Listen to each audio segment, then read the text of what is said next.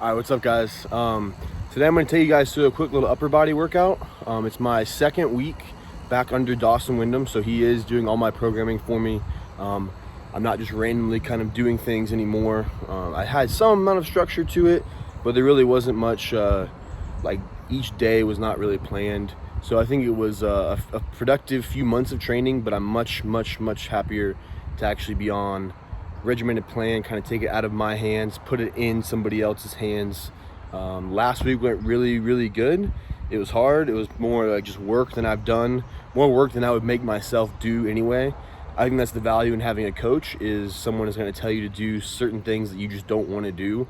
I'm the type of person who I usually try to push it a little bit too much with the intensity side of things, and potentially not enough just work, just volume. It's not as fun, so it kind of makes sense. So for me, I'm someone that kind of needs someone to kind of govern or kind of hold me back a little bit, make me do some of the work, so that when it actually is time to really push it, we can, and we're not just always pushing it. So really happy. Today is not a very heavy workout. I've been having a little bit of just shoulder pain. I did this I dove in the pool very aggressively a few days ago on Saturday, and kind of just like my shoulder clicked and popped, and the last few days it's just been popping and clicking some stuff. So I'm gonna take it through just some basic stuff, try to get it warmed up good. But I think I'm only gonna be working with about 300 pounds. It's either close grip or Spoto or something like that, something like variation like that. So I'm gonna take you guys through the whole thing. I'll try and probably do some voiceover on the actual workout, and then maybe I can show you guys like a meal or two that I eat today. But I believe as of last weekend, we were 18 weeks out. So we're somewhere around 4 months out, a little bit more than 4 months out. I think actually today is May 24th or 25th, and the meet is actually on September 25th. So 4 months from today is the Bucked Up Showdown, Kansas City, Missouri. It's like the Olympics of powerlifting. All the best powerlifters in the world are going to be there. I'm not even going to start naming names because there's just too many, and I'll forget a bunch of them. But there is some cross federation competition happening as well. Ashton Ruska, Rondell Hunt are supposed to be there, which is insane, and Sean Noriega. It's pretty crazy. Obviously this is an untested meet. Those are tested lifters. So it's really interesting just to see kind of people coming together just for the sake of competition and the sport, regardless of federation. So it's gonna be a very exciting meet. It's gonna be, I don't think there's anything quite like the magnitude of this event has ever happened before. So I'm extremely lucky to be a part of it. I'm extremely grateful to get the invite to be there. I think I've already talked about my goals a little bit, but just to kind of reiterate, I want to total 2,200. I want to total 1,000 kilos. That's 2,204. I want to do that by way of a 750-ish squat, 500-pound bench, and a 950-ish deadlift. Make 2,200 at 275. Right now I'm weighing about, in the mornings, 266, 270, somewhere in that range. Give a little leeway of 4 pounds. I hope to, by the time of the showdown, be about 280, cut 5 pounds, cut down. I have about 3 weeks until I get a CPAP, and I think that's going to be a game changer for me in terms of recovery, sleep. It will allow me to actually make it make sense to gain some weight. Right now it's almost completely unpractical to gain any weight with the way I sleep. It's just going to get even worse, so I'm kind of waiting until about a month from now. I should be able to get that. I really hope that kind of changes my recovery process and I can sleep and recover at a faster rate. So kind of rambling here. I'm going to take you guys through it, the workout, show you guys some stuff. Hopefully it'll be insightful. But I appreciate all of you. Thank you for watching, and I will see you in the gym. All right, what's up, guys? So this is just my little workout I did yesterday. I'm just getting to filming my little voiceover here. But it was a really good workout. I was really productive. I'm really happy with how my shoulder is feeling. It's feeling a lot better. The bench press really didn't irritate it at all, so I'm really happy with that. Here on this very first set, it really does look like I'm actually touching, and when I watch the video, it does look like I'm actually touching my chest. These next few, you can see this is a Spoto press. So the Spoto press is typically done at 1/2 inch to 1 inch above the chest, And now for some people, this might be a lot easier. Most people, it's not going to be easier. So just the fact that you're reducing range of motion by 1 inch usually does not kind of counteract the just stopping power that you would have if you actually hit your chest and then pressed.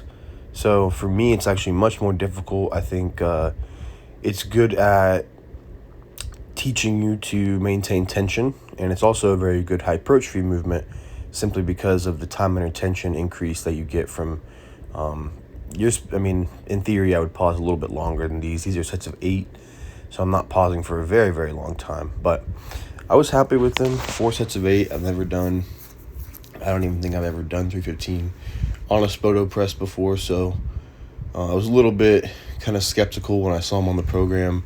But now I do actually think there'll be something that's valuable to keep pushing. I've had a lot of people ask me why I use the suicide grip on a lot of my bench presses, and if you see, I really won't use it when I go heavier. I'll usually use it when I'm doing like volume with 315 or like 225, and I usually won't exceed much more weight than that with the suicide grip, but it is much more comfortable for me. I do get sometimes just a lot of forearm pain from doing a normal bench, so the suicide grip just kind of helps get the bar even lower in the hand. Having the thumb with the rest of the fingers, it just feels better for me. I don't exactly know why. I moved on and did some accessories. So here are some rear delt flies. I think I did the 45s for like sets of 20, I believe. I only recorded this one set. I just recorded one set of each accessory. So today was a little bit shorter. It was really just the bench press, and I did the Larson, or the feet up rather, Spoto press, and then just hit a little bit of arms, a little bit of delts. So I hope you guys enjoyed. I think I have another little kind of talking clip after this, but I will see you guys in the next one. Hey, what's going on, guys? So I just got finished up a little workout here at Seminole Strength. It's about noon, it's about 1. The car right now says 97. So inside this gym right back here, there is no AC. There's probably like 4 or 5 like big like industrial size fans, but there is no like cooling system at all, really. They usually keep the back door open, and there's like a big garage door that's sometimes open. But it was just brutally hot today. I ended up doing 4 sets of 8 on like a closer grip Spoto press. If you don't know, Spoto press is just, you do basically full range of motion, except the last like maybe inch or so you pause. For me, it's actually going to be a lot harder, even though you're reducing range of motion by like an inch. The fact that you're not getting that full stretch and you're not able to kind of, to a degree, lay it on your chest and then be very explosive. You have to stop, control the weight a little bit more passively. Whereas like when you actually touch the weight on you, your body's going to stop the weight. Here you have to control it more on the way down, stop it yourself, pause, and then press. So for me, it's a harder variation. 4 sets of 8 with 315 was pretty tough. I'm not exactly sure like my PR on that movement. Technically every set today was a PR. I've never actually done 315 for sets before, so I was pretty happy with that. I recorded all 4 sets, just got a few different angles just so you guys can kind of see, and then after that I did 3 sets of 12 on feet up close grip Spoto press, and I didn't record those. They were just light. They were with like 225, so those were not heavy. I was supposed to do dips today. I was really happy with how my shoulder was feeling on the bench press. I didn't even try the dips. I didn't want to kind of risk it. It didn't seem like that would feel okay on it, so I didn't do any of that.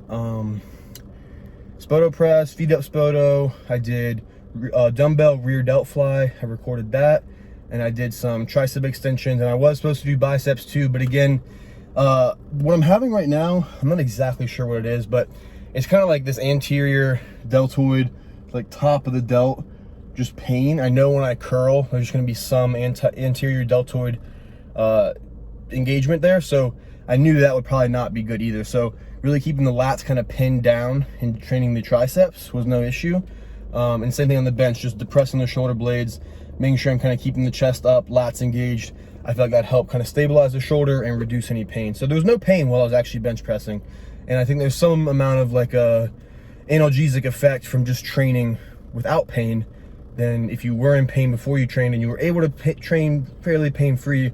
You're going to alleviate some of that pain just by nature of blood flow, movement, circulation. Simply exercising, like the analgesic effect, it reduces the sensation, like it can reduce the intensity of the pain. It can just kind of increase your threshold. I'm not exactly sure the physiology behind that, but I do know that it's anecdotally for me very, very, very true. Just a little bit of movement a lot of times can make things feel a lot better, as long as that movement itself isn't actually hurting. So everything felt really good. I only got 2 accessories recorded. I am going to probably try to voice over those, just because in the gym they're playing music and I'll get like a copyright violation. So I'm not exactly sure what I'm going to talk about in my voiceover, but I'm going to try to think of something that's informative to kind of detail. I think I already talked about kind of like my meet plans and everything, but I can take you guys through kind of the rest of my week, how I'm training right now.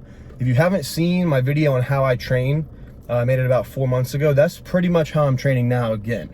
So if you don't know, basically we train Monday through Thursday, no rest, upper, lower, rest on Friday, SBD day Saturday, rest on Sunday. So the rest days are kind of centered around the heaviest day of the week, the most specific day of the week, and then the other 4 days, I'm still training the squat, bench, and deadlift.